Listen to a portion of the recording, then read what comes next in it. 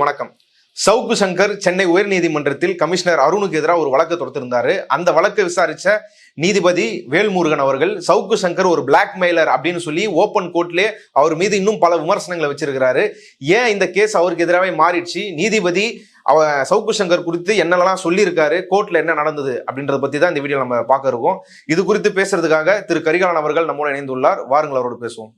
வணக்கம். வணக்கம் அரவிந்த். சவுக்கு சங்கர் என்ன அடிப்படையில் அந்த வழக்கை தொடுத்திருக்கிறாரு, அவர் என்ன நோக்கத்துக்காக தொடுத்தாரு, இந்த வழக்கு இப்ப என்னவா மாறிட்டு இருக்குது, நீதிபதி வேல்முருகன் ஏன் சவுக்கு சங்கர் அப்படி ஒரு கடுமையான விமர்சனங்களை வச்சிருக்காரு? சவுக்கு சங்கர் எவ்வளவு பெரிய புரோக்கர், எவ்வளவு பெரிய பிளாக்மெயிலர் அப்படின்றது ஊர் உலகத்திற்கே தெரியும். இன்றைக்கு நீதிபதி வேல்முருகன் அவரும் இன்றைக்கு நீதிமன்றத்தில் இந்த மாதிரியான பிளாக்மெயில் விஷயங்களை அம்பலப்படுத்தி பேசியிருக்கிறாரு. அதுவும் காட்டமான முறையில பேசியிருக்கிறாரு. உங்களுடைய கிட்ட நீங்க அட்வைஸ் பண்ணுங்க, இப்படிலாம் பண்ணக்கூடாது, பிளாக்மெயில் எல்லாம் பண்ணக்கூடாது அப்படின்னு அட்வைஸ் பண்ணுங்க அப்படின்னு சவுக்கு சங்கரினுடைய கவுன்சில், அவருடைய வழக்கறிஞர்கிட்ட நீதிபதி இதை சொல்லி இருக்கிறாரு. அதாவது இன்றைக்கு நீதிமன்றத்தில் இவர் போட்ட ரிட் பெட்டிஷனுக்கு சரியா ஆப்புல உட்கார்ந்த மாதிரி நீதிபதி வேல்முருகன் அவர்கிட்ட இவர் சிக்கி இருக்கிறாரு. ஏற்கனவே ஏடிஜிபி ஜெயராமன் ஆள் கடத்தலுக்காக தன்னுடைய காரை, தன்னுடைய வாகனத்தை கொடுத்தாரு இந்த கடத்தல் கும்பலுக்கு. அதுல பூவை ஜெகன்மூர்த்திக்கு தொடர்பு இருக்குது, ஒரு கட்ட பஞ்சாயத்து நடந்திருக்கிறது அப்படின்னு நீதிமன்றத்திலேயே வேல்முருகன் காட்டமான கேள்விகளை நீதிபதி முன்வைத்தார். மிகப்பெரிய அளவுல எல்லாருமே அதிர்ந்து போனாங்க. அங்கேயே சட்டையை கழட்டு, நீ இப்போ உடனடியா இவரை கைது பண்ணுங்க அப்படின்னு ஏடிஜிபி ஜெயராமனை கைது செய்யும் அளவிற்கு அதுல நடந்துச்சு. அவ்வளவு சீரியஸா அந்த பிரச்சனைய நீதிபதி வேல்முருகன் ஹேண்டில் பண்ணாரு. இப்ப அதே நீதிபதியிடம் இன்றைக்கு சவுக்கு சங்கர் வசமாக சிக்கி இருக்கின்றான். இவனோட யோகிதை என்ன, வண்டவாளம் என்ன அப்படின்றத இன்னைக்கு இந்த வழக்கினுடைய ஆரம்ப கட்ட விசாரணையிலேயே நீதிபதி இதை அம்பலப்படுத்தி பேசியிருக்கிறாரு வேல்முருகன். சவுக்கு சங்கர் ஒரு ரிட் பெட்டிஷன் நீதிமன்றத்துக்கு போடுறாரு. அதுல என்ன சொல்றாருன்னா, ஏற்கனவே அதாவது கடந்த பிப்ரவரியில் கும்பமேளா நடைபெற்றுச்சுல்ல உத்தரப்பிரதேசத்துக்கு, அப்ப தன்னுடைய சவுக்கு மீடியா டீமோட அவர் கிளம்பி உத்தரப்பிரதேசத்துக்கு போயிட்டு இருந்ததாகவும், அப்ப தெலுங்கானாவில் உள்ள ராமயாம்பேட் அப்படின்ற இடத்துல போலீஸ் அவருடைய காரை மறித்ததாகவும், இடைமறித்ததாகவும், தடுத்ததாகவும், அவரை போலீஸ் ஸ்டேஷனுக்கு கூட்டு போய் அவரையும் அவர் குரூவையும் 2 மணி நேரம் காக்க வச்சுட்டு, அதற்கு பிறகு அந்த காருக்கு பொல்யூஷன் சர்டிபிகேட் இல்லை அப்படின்ற காரணத்திற்காக 1000 ரூபாய் ஃபைன் போட்டிருக்கிறாங்க. சவுக்கு சங்கர் இந்த பெட்டிஷன்ல என்ன சொல்லிருக்கிறாருன்னா, அந்த ராமயாம்பேட் அந்த இடத்துல 20 போலீஸ் திடீர்னு சரவுண்ட் பண்ணாங்க, எங்களை அழைச்சிட்டு போய் 2 மணி நேரம் காவல் நிலையத்தில் உட்கார வச்சாங்க, விசாரிச்சாங்க, இப்படியெல்லாம் சவுக்கு சங்கர் சொல்லிருக்கிறாரு. அப்ப சொல்லிட்டு இதற்கு காரணம் சென்னையினுடைய கமிஷனராக இருக்கக்கூடிய அருண் ஐபிஎஸ், அவரு தான் காரணம் அப்படின்னு குறிப்பிடுறாரு. உடனடியா இந்த சம்பவம் பிப்ரவரி 8ஆம் தேதி நடைபெறுகிறது. இந்த சம்பவம் நடைபெற்ற உடனே இவர் ஹோம் செக்ரட்டரி அவங்களுக்கு இமெயில் மூலமா ஒரு கம்ப்ளைண்ட் கொடுத்திருக்கிறாரு. அதுக்கு பிறகு மே மாதம் இன்னொரு புகார் கொடுக்குறாரு. அதாவது இப்ப சமீபத்துல கூட ஒரு சீன் போட்டாருல்ல, மோட்டார் சைக்கிளை பிடிங்கி வச்சுட்டாங்க, பைக் எல்லாம் பிடிங்கி வச்சுக்கிறாங்க. அதுக்கும் அஜித் குமார் கேஸ் கனெக்ட் பண்றாங்க. ஆமா, அஜித் குமார். அதாவது இதுல ரொம்ப முக்கியமா இந்த அஜித் குமார் வழக்குல இது போலீஸ் அட்ராசிட்டி, போலீஸனுடைய கொடூரம், இதை பத்தி எல்லாரும் பேசிக்கிட்டு இதை போக்கஸ் பண்ணிட்டு இருக்கிறப்ப ஒரு திருட்டு கூட்டம் மட்டும் ஒரு வேலை பார்த்தாங்க. ஒன்னு சீமான், இன்னொன்னு சவுக்கு சங்கர். இந்த மாதிரி உண்மையிலேயே இவர்கள் எல்லாம் காவல்துறையை அவமதித்தோ இல்ல குற்றங்களை இழைத்தோ இவர்கள் மேல வழக்கு இருக்குது. சீமான் மேல பாலியல் வன்கொடுமை வழக்கே இருக்குது. அப்ப இப்படி இருக்கும் பொழுது இவர்கள் எல்லாம் கிளம்பி இதாண்டா வாய்ப்பு, ஒரு அடி அடிச்சுக்கலாம், எங்களையா அரெஸ்ட் பண்ண பாக்குறீங்க, எங்களையா விசாரிக்க பாக்குறீங்க அப்படின்னு சீன் போட்டுக்கிட்டாங்க. அதைத்தான் சவுக்கு சங்கர் செஞ்சாரு. ஆக்ரோஷத்தின் உச்சிக்கே சென்ற சவுக்கு சங்கர் அப்படின்னு சொல்லி தம்ப்நெயில், நம்ம பச்சைமுத்து புதிய தலைமுறை சமஸ் அவர் தம்ப்நெயில்லாம் வச்சு சவுக்கு சங்கரை மீண்டும் ஒரு போராளியாக அவர் அம்பலப்பட்டு நாரி போய் இருக்கிறாரு. அவரை மீண்டும் ஒரு போராளி ஆக்குவதற்கான ஒரு முயற்சியில் ஊடகங்கள் ஈடுபட்டுச்சு. அந்த பிரச்சனையை குறிப்பிட்டிருக்கிறாரு. பெட்டி சார்ஜஸ் போட்டு பைக் எல்லாம் கொடுக்குறாங்க அப்படின்னு. அடுத்து மே 23ஆம் தேதி இன்னொரு புகார் கொடுக்குறாரு. அந்த புகார் யாருன்னா ஹோம் செக்ரட்டரிக்கு. ஏன் அந்த புகாரை கொடுக்குறாருன்னா, அவங்க தான் chairperson of the state police complaints authority அந்த அத்தாரிட்டியினுடைய சேர்பர்சன் வந்து அவங்க தான். இந்த அத்தாரிட்டி எதுக்குன்னா போலீஸ் செய்யற தவறுகள் அதன் மீது வந்து நடவடிக்கை எடுப்பது. இது போலீஸ் ரிஃபார்ம்ஸ் ஆக்ட் 2013 அடிப்படையில் இந்த அத்தாரிட்டி நிறுவனம் வந்து அமைப்புன்றது செயல்பட்டு இருக்குது. அப்ப இதற்கு நான் வந்து ஒரு புகார் அனுப்புனேன் அப்படின்னு சொல்றாரு. அடுத்து ஃபர்தரா அவரு ஜூன் 21 அன்றைக்கு டிஜிபிக்கு ஒரு புகார் அனுப்பி இருக்கிறார். இது சம்பந்தமாக ஒரு புகார் அனுப்பி இருக்கிறாரு. அந்த புகார்ல டிஜிபி வந்து கமிஷனர், சென்னை போலீஸ் கமிஷனராக இருக்கக்கூடிய அருண் மேல நடவடிக்கை எடுக்கணும். ஏன்னா அருண் என்னுடைய சேனலை நடத்த விடாமல் தடுக்கிறார், எனக்கு தொல்லை கொடுக்கிறாரு, நான் போலீஸ் அட்ராசிட்டிஸை தொடர்ந்து அம்பலப்படுத்திட்டு வரேன், போலீஸினுடைய தவறுகளை சுட்டி காட்டிட்டு வரேன், கஸ்டோடியல் டெத்தை அம்பலப்படுத்திட்டு வரேன், அதனால என்னை இயங்க விடாமல் சென்னை போலீஸ், சென்னை பெருநகர காவலர்களும் குறிப்பாக சென்னை கமிஷனராக இருக்கக்கூடிய அருணும் இந்த வேலையை செய்கிறார்கள் அப்படின்னு வந்து புகார் கொடுத்திருக்கிறாரு. இவர் மீது நடவடிக்கை எடுக்கணும்னு. ஆக இவர்கள் யாருமே நடவடிக்கை எடுக்கல, உள்துறை செயலரும் நடவடிக்கை எடுக்கல, டிஜிபியும் எந்த நடவடிக்கையும் எடுக்கல. அப்படின்ற அடிப்படையில் சென்னை உயர்நீதிமன்றத்தில் ஒரு ரிட் பெட்டிஷன் வந்து போட்டிருக்கிறாரு. அந்த வழக்கானது நீதிபதி வேல்முருகன் அவர் முன்னிலையில வந்திருக்குது. அதை ஒட்டி தான் இன்றைக்கு காரசாரமான விவாதங்கள் வந்து நடைபெற்று இருக்குது. சவுக்கு சங்கர் கொடுத்த அந்த புகார், இப்ப போட்டிருக்க வழக்கு, இதோட உண்மைத்தன்மை வந்து எந்த அளவுக்கு இருக்கு? அதாவது இதனுடைய உண்மைத்தன்மை என்னன்னா, சவுக்கு சங்கர் அவருடைய யூடியூப் சேனல்ல உட்காந்து பேசுவார் இல்ல, அதுக்கு எவ்வளவு உண்மைத்தன்மை இருக்குதோ அதே உண்மைத்தன்மை தான் இந்த புகார்லயும் இருக்குது. யோசிச்சு பாருங்க, சென்னை கமிஷனரா இருக்கிறாரு அருண், தெலுங்கானாவில் இவங்க வண்டி கிராஸ் ஆகி போயிட்டு இருக்குது.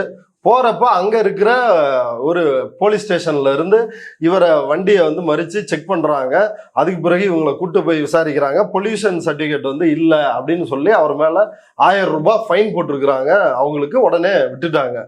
இதுல எதன் அடிப்படையில் கமிஷனர் அருணுக்காக வந்து வாதாடல, அருணுக்கு எதன் அடிப்படையில் இதுல தொடர்பு இருக்குது அப்படின்றத இவரு தானே நிரூபிக்கணும், அந்த ஆதாரங்களை கொடுக்கணும்ல. இப்ப இவர் வந்து இத்தனை மணிக்கு போன் பண்ணி அவர்கிட்ட சொன்னாரு, இந்த டீட்டெயில் சொன்னாரு, இத்தனை வைக்கணும், ஆமா, இத்தனை இவ்வளவு விஷயங்கள் இருக்கும் பொழுது இவர் வந்து யூடியூப் சேனல்ல என்ன பேசுவாரோ அதே தான் இந்த ரிட் பெட்டிஷன்லயும் கோர்ட்ல போட்டிருக்கிறாரு. அது மிக தெளிவா தெரியுது. தெலுங்கானால போலீஸ் ஒன்ன பிடிச்சி பொல்யூஷன் சர்டிபிகேட் இல்லை அப்படின்னு சொல்றதுக்கும் இங்க கமிஷனராக இருக்கக்கூடிய அருணுக்கும் என்ன தொடர்பு இருக்கிறது அப்படின்றது மிக முக்கியமான ஒரு கேள்வி. அந்த கேள்விக்கு சவுக்கு சங்கர் பதில் சொல்லணும். ஏன்னா ராமதாஸ் வீட்டுல ஒட்டு கேட்கும் கருவி இருக்குது அப்படின்ற வரைக்கும் புலனாய்வு செய்து அந்த செய்தியை இந்த சமூகத்துக்கு சொல்லக்கூடிய சவுக்கு இதுல எப்படி நேரடி தொடர்பு இருக்குது அப்படின்னு வந்து சொல்லணும். ஏன்னா இவர் இதே அருண் மீது ஏற்கனவே இவரை ஆபாசமாக பேசி இவரோட அட்ஜஸ்ட் பண்றதுனாலதான் வந்து அவங்களுக்கு பெண் காவல் அதிகாரிகளுக்கெல்லாம் வந்து போஸ்டிங் கிடைக்குது அப்படின்னு எல்லாம் ஒரு திருநங்கையோடையும் வந்து இவரை சேர்த்து வச்சு பேசி, இப்படி சவுக்கும் ஃபெலிக்ஸும் வந்து பேசி அவர்கள் சிறைக்கு போனாங்க. அது எல்லாமே வந்து நாட்டுக்கே தெரியும். அப்படி இருக்கிறப்பதான் மீண்டும் தொடர்ச்சியா ஏற்கனவே கொடுத்த புகார்லயும் அவர் வந்து அருணை டார்கெட் பண்ணி தான் வந்து கொடுத்திருந்தாரு. இப்பயும் அருண் IPS அவரை வந்து டார்கெட் பண்ணி தான் இதை கொடுத்திருக்கிறாரு. அப்ப இதை விசாரித்த நீதிபதி வேல்முருகன் வந்து தன்னுடைய விசாரணையின் போது பல முக்கியமான விஷயங்களை வந்து பேசியிருக்கிறாரு. சவுக்கு சங்கர் வந்து கமிஷனர் அருணை வந்து குற்றச்சாட்டு பண்ணி தான் அந்த பெட்டிஷனை ஃபைல் பண்ணியிருக்காரு. ஆனா நீதிபதி வேல்முருகன் எப்படி சவுக்கு சங்கரை சார்ஜ் பண்ற மாதிரி எப்படி அதுல பேசியிருக்காரு? என்ன தொடர்பு அதுக்கு? ஏன்னா சவுக்கு சங்கருடைய யோகிதை என்ன அப்படின்றது ஊருக்கே தெரியும்ல, அது நீதிபதிக்கு தெரியாமலா இருக்க போது. ஏற்கனவே பல வழக்குகளில் உதாரணத்துக்கு சொல்லணும்னா G2 கேஸ், அதுல அன்றைக்கு அப்பட்டமாக அவரோட இருந்த பிரதீப் அப்படின்ற அந்த நபர், அவரோட அட்மினா இருந்த பிரதீப் வெளியே வந்து பேட்டியை கொடுத்தாரு. இவரு பாஷ்யம் அந்த நிறுவனத்துக்கிட்ட வந்து காசை வாங்கிக்கிட்டு G2 வந்து அட்டாக் பண்றாரு, இதுதான் அவர் வந்து பண்ண வேலை அப்படின்னு சொன்னாரு. அதுலயே நிறைய விஷயங்கள் இருக்குது. முதல்ல நீதிபதி வந்து இந்த பெட்டிஷன் தொடர்பான விசாரணையின் பொழுது சில ஜேர்னலிஸ்ட் எல்லாருமே அவங்களே வந்து மீடியாவில் ஒவ்வொரு பிரச்சனைக்கும் பேரலல் ட்ரையல் வந்து நடத்த ஆரம்பிச்சிடுறாங்க. அவங்களே ஒரு பேரலான ஒரு விசாரணையை நடத்தி இந்த வழக்கை போலீஸ் எப்படி விசாரிக்க வேண்டும், நீதிபதி எப்படி வந்து இதை ஹேண்டில் பண்ணும், இப்படின்னெல்லாம் வந்து பேசுறாங்க அப்படின்னு பொதுவாக பேசிக்கொண்டு இருந்த நீதிபதி சட்டார்னு சவுக்கு சங்கர் பக்கம் வந்து அப்பதான் திரும்புறாரு. அப்ப அவருடைய சவுக்கு சங்கரினுடைய அட்வொகேட் அவரை பார்த்து உங்க கிளைண்ட்டுக்கு நீங்க அட்வைஸ் பண்ணுங்க அப்படின்னு சொல்லிட்டு சில விஷயங்களை சொன்னாரு. அதுதான் மிகவும் பரபரப்பா கோர்ட்டையே பரபரப்பாக்கி இருக்குது. அதாவது என்னன்னா, த ஜட்ஜ் சேட், இது வந்து ஹிந்துல வந்து ரிப்போர்ட் ஆயிருக்குது. ஜட்ஜ் வந்து சொன்னாரு, பத்திரிகையாளர்கள் பத்திரிகை சுதந்திரத்தை உறுதிப்படுத்துகின்ற ஆர்டிகல் 19 அரசியலமைப்பு சட்டம் வழங்குகின்ற ஆர்டிகல் 19 அப்படின்ற பிரிவை, அந்த சட்டத்தை மிஸ்யூஸ் பண்ணக்கூடாது. அப்படி மிஸ்யூஸ் பண்றீங்க, ஃப்ரீடம் ஆஃப் ஸ்பீச் அப்படின்ற பேர்ல மிஸ்யூஸ் பண்றீங்க, நாட்டில் உள்ள அனைத்து அரசு நிறுவனங்கள் மீதும் நீங்க சேற்றை வாரி இறைக்கிறீர்கள் அப்படின்னு வந்து சொல்றாரு. ஒரு விசாரணை ஆரம்ப கட்டத்தில் இருக்கும் பொழுது அதை எந்த திசையில நோக்கி போகணும் அப்படின்றதையும் இவர் வந்து ப்ரொபகேண்டா பண்றாரு அப்படின்னு காட்டமாக பேசிவிட்டு நீதிபதி வந்து அடுத்து வர்றாரு. இந்த ஆர்டிகல் 19 பேச்சு சுதந்திரம் அப்படின்றத வந்து ஒரு தவறான ஆயுதமாக பயன்படுத்தக்கூடாது. எதுக்காக தவறான ஆயுதமா? பிளாக்மெயில் பண்றதுக்கான ஆயுதமா பயன்படுத்தக்கூடாது. ஜேர்னலிஸ்டுகளுக்கு தான் அந்த ஆர்டிகல் 19 அப்படின்ற அந்த பேச்சு சுதந்திர உரிமை, ஃப்ரீடம் ஆஃப் ஸ்பீச், எக்ஸ்பிரஷன், இது எல்லாமே கான்ஸ்டியூஷன் வந்து அரசியலமைப்பு சட்டம் உறுதிப்படுத்தி இருக்கிறது. இது போன்ற பிளாக்மெயிலர்களுக்காக அந்த சட்டம் இல்லை அப்படின்றத நீதிபதி வந்து தெளிவா சொல்றாரு. ஆனா ஒரு கசப்பான உண்மை என்னன்னா, சில பத்திரிகையாளர்கள் வந்து இந்த மாதிரி பிளாக்மெயில்ல ஈடுபடுறாங்க. அதாவது சவுக்கு சங்கருக்கு அட்வைஸ் பண்ணுங்க அப்படின்னு சொல்லிட்டு நீதிபதி சொன்ன வார்த்தைகள் இதெல்லாம். சில ஜேர்னலிஸ்ட் வந்து பிளாக்மெயில் பண்றவங்களா இருக்கிறாங்க. நீங்க வந்து கோர்ட்டுக்கும் சரி போலீஸுக்கும் சரி நீங்க சொல்றபடிதான் அவங்க கேட்கணும் அப்படின்னு நீங்க எதிர்பார்க்க வந்து கூடாது. இது சரியான வழி கிடையாது. இதெல்லாம் செய்யறதன் மூலமா ஒரு விசாரணையில தலையிடுறது, அதுல வந்து ஒரு அஜெண்டா செட் பண்ணி பேசுறது, இதெல்லாம் செய்யறதன் மூலமாக மக்களை நீங்கள் தவறாக வழி நடத்துகிறீர்கள் அப்படின்னு காட்டமா வந்து பேசியிருக்கிறாரு. அதுதான் வந்து இன்றைக்கு ஒரு முக்கிய செய்தி. பாருங்களேன், இது எவ்வளவு பெரிய செய்தி. சவுக்கு சங்கருக்கு அட்வைஸ் பண்ணுங்க, பிளாக்மெயில் பண்ணக்கூடாதுன்னு அட்வைஸ் பண்ணியிருக்கிறாரு நீதிபதி. அப்படி இருக்கும் பொழுது அந்த செய்தி எவ்வளவு பெரிய செய்தி, அந்த செய்தியை எந்த ஊடகமாவது போட்டிருக்கிறாங்களா? இங்கிலீஷ் இந்து வந்து போட்டிருக்கிறாங்க, வேற எத்தனை தமிழ் ஊடகங்கள்? இப்ப மணி போன்ற பத்திரிகையாளர்கள் வந்து என்ன சொல்றாங்கன்னா, எல்லா மீடியாக்களும் திமுக கையில வந்து இருக்குது, எல்லாமே டெல்லியில எப்படி கோடி மீடியாவோ அது போல இங்க வந்து ஸ்டாலின் மீடியாவா எல்லா மீடியாக்களும் மாறிவிட்டது அப்படின்னு சொல்றாரு. அப்படியாக இருந்தால் சவுக்கு சங்கர் பத்தின செய்தி இந்நேரம் பரபரப்பாக இருக்கணும்ல. எந்த செய்தியுமே, இந்த பேட்டி பதிவு செய்கின்ற இப்போது வரைக்கும் எந்த செய்தியுமே சவுக்கு சங்கர் அவ்வளவு பெரிய ஆள் இல்லைன்னா கூட அவர் ஒரு பைக்கை கொண்டு போறதுக்கு ஸ்டேஷன் போனதெல்லாம் நியூஸ் ஆகுறாங்க. ஆமா, அதுவும் ஃபிளாஷ் நியூஸ். ஆமா, ஆக்ரோஷத்தின் உச்சிக்கே சென்ற சவுக்கு சங்கர் அப்படின்னு போட்டு சீன்லாம் வந்து காட்டுறாங்க. இப்ப வந்து செய்தி வெளியிட்டு இருக்கணும்ல. பிளாக்மெயில் பண்ணக்கூடாதுன்னு நீதிபதி வந்து சொல்றாரு. அதுக்காக கருத்து சுதந்திரம், பேச்சுரிமைன்ற அதை தவறாக பயன்படுத்தக்கூடாது அப்படின்றத மிக தெளிவாக சொல்லி இருக்கிறார். ஆனால் எந்த ஊடகங்களும் இப்போது வரை இந்த நபர் குறித்து செய்தி வெளியிடலை அப்படின்னா, ஹிந்துவை தவிர வெளியிடலைன்னா இந்த ஊடகங்களுடைய யோகிதை என்ன அப்படின்றத மக்கள் தெளிவா தெரிஞ்சுக்கணும். இந்த மீடியாக்கள் எல்லாம் அதிமுக பாஜக அஜெண்டாவிற்காக முழுக்க முழுக்க வேலை செய்கிறார்கள். ஏற்கனவே நாடாளுமன்ற தேர்தலிலும் அப்படித்தான் வேலை செய்தார்கள், இந்த தேர்தலிலும் அப்படித்தான் வேலை செய்திருக்கிறார்கள். இல்ல, இப்போ சவுக்கு சங்கர் கொடுத்துருக்க அந்த பெட்டிஷன்ல முகாந்தாரமே இல்லாம, கமிஷனருக்கு தொடர்பே இல்லாம அப்படி ஒரு பெட்டிஷனை, அப்படி ஒரு பொய்யை அவரால் பெட்டிஷனா போட முடியுமா? இல்ல, அதை தானே கடந்த காலங்கள்ல வந்து அவர் பண்ணியிருக்கிறாரு. அதாவது வருவாரு, யாரை அட்டாக் பண்ணும், ஒரு அதிகார வர்க்கத்தில் ஒரு தரப்புக்கு ஆதரவாக நின்று இன்னொரு தரப்புக்கு எதிராக வீடியோ போடுறது, கூலிப்படையாக செயல்படுவது. காவல்துறையிலேயே பல உதாரணங்கள் சொல்ல முடியும். ராம்குமார் கொலை வழக்கில் ராம்குமாரை எப்படியெல்லாம் கொச்சப்படுத்தி பேசினார். ஒரு தேவேந்திர குல வேளாளர் சமூகத்தை சார்ந்தவர், இவரும் வந்து நானும் தேவேந்திர குல வேளாளர் சமூகத்தை சார்ந்தவன் அப்படிலாம் வந்து அடையாளப்படுத்திக்கிறாரு. அதுல பாதிக்கப்பட்டது ராம்குமார். மனித உரிமைகள் ஆணையத்தில் அவர் கடிச்ச ஒயர்ல மின்சாரமே பாயிலன்றது தெளிவா ஆயிருச்சு. அதுல இவன் என்ன நிலைப்பாடை சவுக்கு சங்கர் எடுத்தாரு. அதற்கு பிறகு ஆத்தூர் விவசாயிகள் அந்த விவகாரத்தில் என்ன நிலைப்பாடு எடுத்தாப்புல. அந்த இடிக்கு வழக்கறிஞராக இருப்பவரும், விகடன் நிறுவனத்திற்கு வழக்கறிஞராக இருப்பவரும், இந்த புரோக்கருக்கு வழக்கறிஞராக இருப்பவரும் ஒரே நபர் தான். அப்ப இந்த அஜெண்டா வந்து எப்படி நடக்கும் அப்படின்றத யோசிச்சு பாருங்க. ஏன் சவுக்கு சங்கர் ஈடிக்காக வக்காலத்து வாங்குகிறார்? ஸ்டெர்லைட், ஆமா, ஸ்டெர்லைட் வழக்குல எவ்வளவு வெளிப்படையா ஒரே ரவுண்டு தான் மாதேஷ் சுட்டாங்க. அதுவும் பயிற்சி எப்போ வந்து வேன்ல பார்த்து சுட சொல்லி பயிற்சி கொடுப்பாங்க, அப்படி டம்முன்னு சுட்டு இருக்கிறாங்க. அப்படின்னு பூசாமல் பொய் சொன்னார் இந்த சவுக்கு சங்கர் போலீஸின் கொடூரத்தை காப்பாற்றுவதற்கு. ஆனா அறிக்கை என்ன?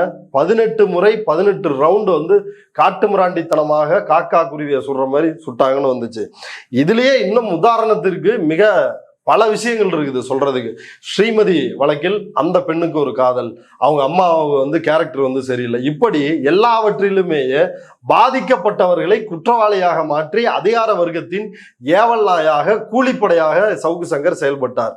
இன்னும் மிகச்சிறந்த ஒரு உதாரணம், இதே எடப்பாடி பழனிசாமி குறித்து அதே ரெட்பிக்ஸ் ஊடகத்துல அதே ஃபெலிக்ஸ் அவர்கிட்டயே நேர்காணல் கொடுத்திருக்கிறார். கூவத்தூரில் என்ன நடந்தது, அந்த பங்களாவில் என்ன நடந்துச்சு, அங்க எப்படி எடப்பாடி முதல்வராக தேர்வு செய்யப்பட்டார் அப்படின்றத அவரே விளக்கி வந்து பேசியிருக்கிறாரு.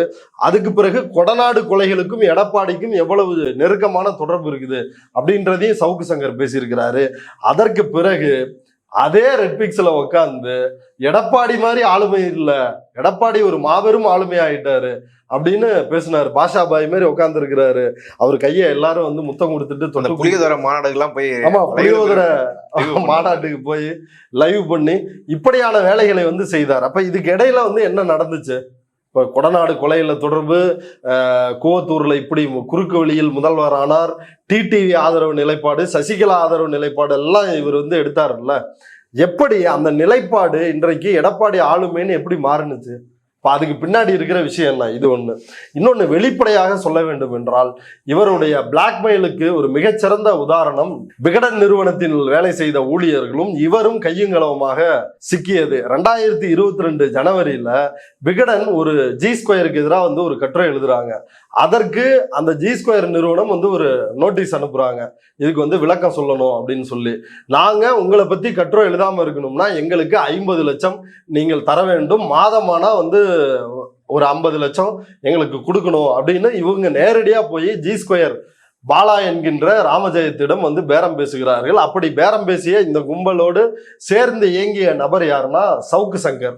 இப்ப சவுக்கு சங்கர், விகடன் நிறுவன ஊழியர்கள் அபுதாகிர் உள்ளிட்ட அவர்கள், அவங்க எல்லாருமே சேர்ந்துதான் இந்த பிளாக்மெயில் வேலையை வந்து செய்யறாங்க. விகடனுடைய ஓனர் சீனிவாசன் அவரும் வந்து இந்த குற்றவாளிகளை காப்பாற்றுகின்ற வேலையை செய்தார். அன்றைக்கு ஒட்டுமொத்தமாக மணி தலைமையில் ஷபீர் உள்ளிட்ட பத்திரிகையாளர்கள் எல்லாருமே பிரஸ் கிளப் முன்னாடி கூடி போராட்டம் நடத்தினாங்க. ஆனால் அதற்கு பிறகு அந்த போராட்டத்தில் கலந்துகிட்ட பத்திரிகையாளர் சாவித்திரி கண்ணன் அவரே அன்றைக்கு நான் தமிழ் மின்ட்டில் இருந்தப்போ வந்து இவங்க 50 லட்சம் பேரம் பேசினது உண்மைதான் அப்படின்றத அம்பலப்படுத்தி பேசினார். அன்றைக்கு இவங்க வந்து ஊடக பலத்தை பயன்படுத்தி அது ஒண்ணுமே இல்லை அப்படின்னு வந்து மாத்திட்டாங்க. ஆனா அவங்க போய் பிளாக்மெயில் பண்ணது உண்மை. அதுக்காக தான் இவங்க மேல எல்லாம் எஃப்ஐஆர் பதிவு செய்யப்பட்டது ஒண்ணு. அதே நிறுவனம் குறித்து பொய்யான தகவல்களை பரப்புகிறார் சவுக்கு சங்கர், ஜி ஸ்கொயர் குறித்து பொய்யான தகவலை பரப்புகிறார் அப்படின்னு அந்த நிறுவனம் நீதிமன்றத்தை அணுகுது. நீதிமன்றம் வந்து பொய்யான தகவலை வந்து பரப்பக்கூடாது அப்படின்னு உத்தரவு போடுறாங்க. அதையும் மீறி மீண்டும் பொய்யான தகவலை பரப்புகிறார் சவுக்கு சங்கர். நீதிமன்றம் வந்து கடுமையா எச்சரிக்கை விடுக்குது. உடனடியா போய் அங்க அப்பாலஜி லெட்டர் போடுறாரு. இல்ல அந்த அபிடவிட்ல அவர் வந்து இனிமே பேச மாட்டேன் அப்படின்னு அதையும் சொன்னாரு. இதுக்கு முன்னாடி பேசின தகவல் பொய் தான் அப்படின்னு ஒத்துக்கிட்டு இனி இப்படி நான் பேச மாட்டேன் அப்படின்னு மன்னிப்பு கேட்டார். அப்படின்னா அதில் அந்த பொய்யா தகவல் சொல்றீங்களா, அதுக்கான நோக்கம் என்ன? ரெட்பிக்ஸ்லயும் ஆதன்லயும் தான் இதே மாதிரி ஜி ஸ்கொயருக்கு எதிராக ஒரு பொய்யான அஜெண்டாவை கட்டமைச்சாரு. அதுல மாதேஷ் மேல வழக்கு நடந்துட்டு இருக்குது. ஏன்னா அந்த ஸ்டிங் ஆபரேஷன்ல மாதேஷ் பேசியிருப்பாரு. உடுமலை ராதாகிருஷ்ணன் அதிமுக அமைச்சர், அவருடைய மருமகன் எங்கள்கிட்ட கூப்பிட்டு பேசினாரு, என்கிட்டயும் சவுக்கு சங்கர்கிட்டையும் ஜி ஸ்கொயருக்கு எதிராக பேசுங்கன்னு. அதனாலதான் நாங்கள் இந்த வேலையை வந்து ஈடுபட்டோம் அப்படின்றத மிக தெளிவாக அந்த வீடியோல ஆதன் மாதேஷ் வந்து மிக தெளிவா சொல்லியிருப்பான். அப்ப அந்த வழக்கு வந்து நடக்குது. இப்ப அதுவே மிகச்சிறந்த உதாரணம். இந்த நிறுவனத்தை வந்து அட்டாக் பண்றது, நீ பணம் கொடுக்கலன்னா உன்னை பத்தி என்ன எழுதுவேன் அப்படின்னு வந்து அட்டாக் பண்ற ஒரு ரெண்டு பக்கமும் ஒரே நேரத்துல கூலிப்படையாவும் இருக்கிறது. அந்த பக்கம் பணம் கிடைச்சதுன்னா உல்டாவா அதையும் வாங்கிக்கிட்டு மொத்தத்தில் பணம் மட்டுமே குறிக்கோள் அப்படின்றதான் இந்த சவுக்கு சங்கர் அவரோடு இயங்குகின்ற இந்த கும்பலினுடைய வேலை. அதை இன்றைக்கு நீதிமன்றம் அம்பலப்படுத்தி இருக்குது. இப்ப நீதிமன்றத்தில் நீதிபதி குறிப்பிட்ட மாதிரியே எல்லா விவகாரத்திலையும் ஸ்ரீமதி வழக்கை மிஸ்லீட் பண்ணலாம், அதே போல ராம்குமார் வழக்கை மிஸ்லீட் பண்ணலாம். அதே போல ஆத்தூர் விவசாயிகள் அந்த விவகாரத்தை ஏழை விவசாயிகள் தலித் விவசாயிகள் அவங்களுக்கு எப்படி 6 ஏக்கர் நிலம் அவங்க வந்து திமுக அமைச்சர்களுடைய பினாமியாக இருப்பார்கள் அப்படின்னு அவர்களும் தேவேந்திர குல வேளாளர் சமூகத்தை சார்ந்த ஏழை விவசாயிகள், பாவம் வயசானவங்க. அப்படி எல்லா வழக்கையுமே மிஸ்லீட் பண்றதுதான். இப்ப ஈடி வந்து அவங்க மேல குற்றம் இருக்குது, அவங்க பின்னாடி திமுக அமைச்சர்கள் இருக்கிறாங்க அப்படின்னா ஈடி இந்நேரம் நடவடிக்கை எடுத்திருக்கணுமே. ஏன் அந்த விசாரணையை ஈடி அம்பலப்பட்டவுடன் நிறுத்தி கொண்டார்கள்? அந்த விசாரணையை மேற்கொண்டு நடத்த வேண்டியதானே.